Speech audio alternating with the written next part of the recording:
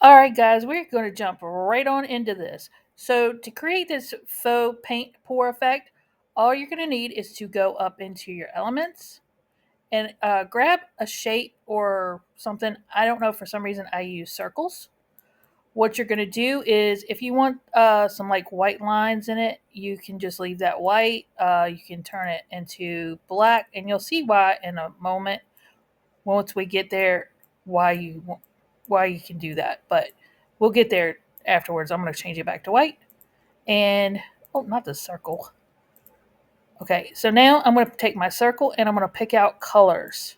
I'm going to pick out pink, duplicate, purple, duplicate this pretty blue, duplicate green, duplicate. Maybe I just want to stick with those four colors.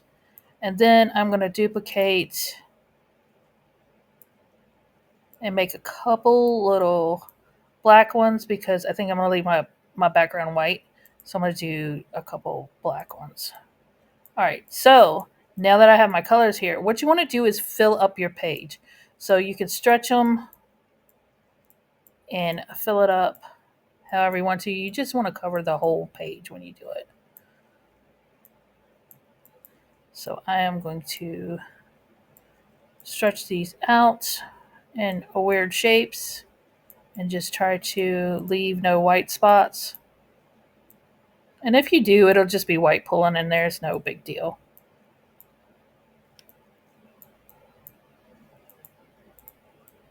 Like I said, you could use squares. It's not. I haven't used squares, so let me use a square. Let's see how that works. We'll use some squares and see how that does. We'll use squares.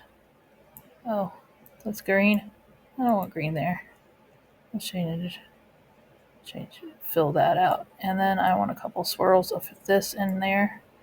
And I already have a green. Let's pick another color.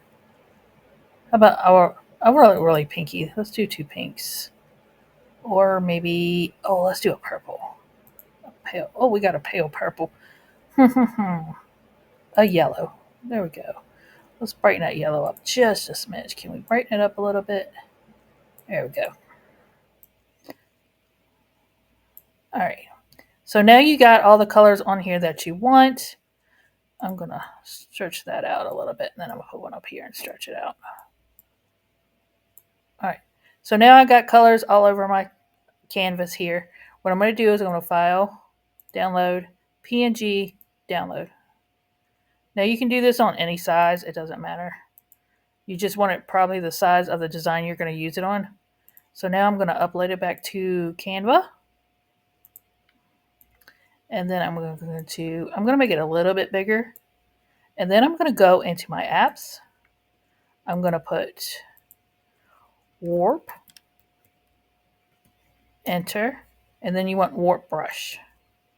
So I'm going to grab the warp brush, and then what I'm going to do is just start swirling this around. If you want a little swirl, if you want big swirls, keep going. And I just go and start swirling it around. And see these spaces here where it's gray? There's no color there. So that's where your background color is going to come in. When you go, that part is transparent. So just remember it. So that'll wind up being white. So I don't want all that. I want to spread that out a little bit. Spread that out like a pour. I don't want all that space there. Let's swirl it around a little bit more. Get some more stuff going here. And then that's all you're going to do is just start swirling it around and making it look very... And then you can start pulling it to make it look like it's coming off. Just like a paint pour would be. And then when you got it the way you want it, let's pour it a little bit this way. And then I'm going to save it. And as you can see, there's the white coming through because this is transparent. So let's see. If I go into position, grab my background, see where the white is?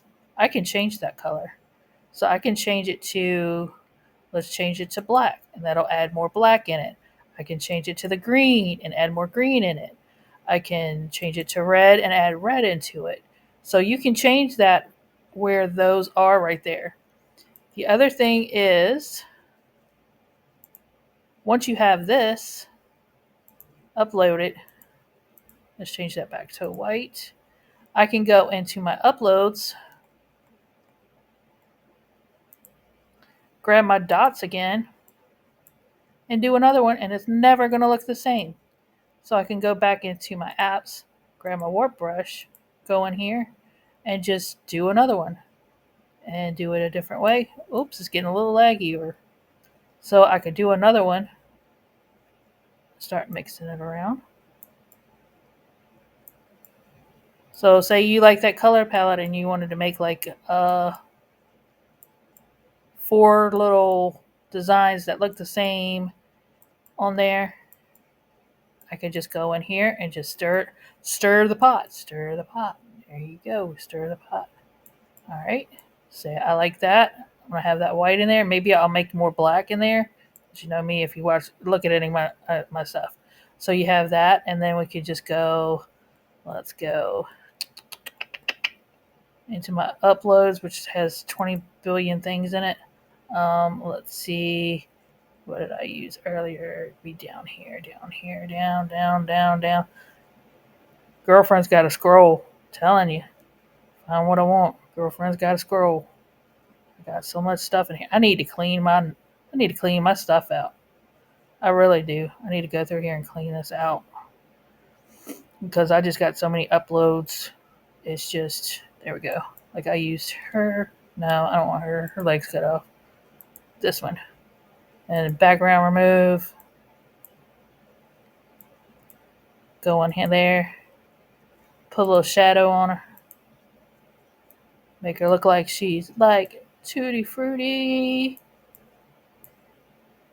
Disco girl. So, I mean, there's something that simple, and you can make that cool background, and you can make different ones over and over from the one you made. And you can even take this if you like your colors and just move them around. But once you start swirling them around, they just do that, and it's just some kind of cool like paint pour effect that slides back and forth. You know, if you've seen a paint pour. And that's my tutorial. And I thank you guys for stopping by. I love you, and I will see you on the next one. Bye, y'all.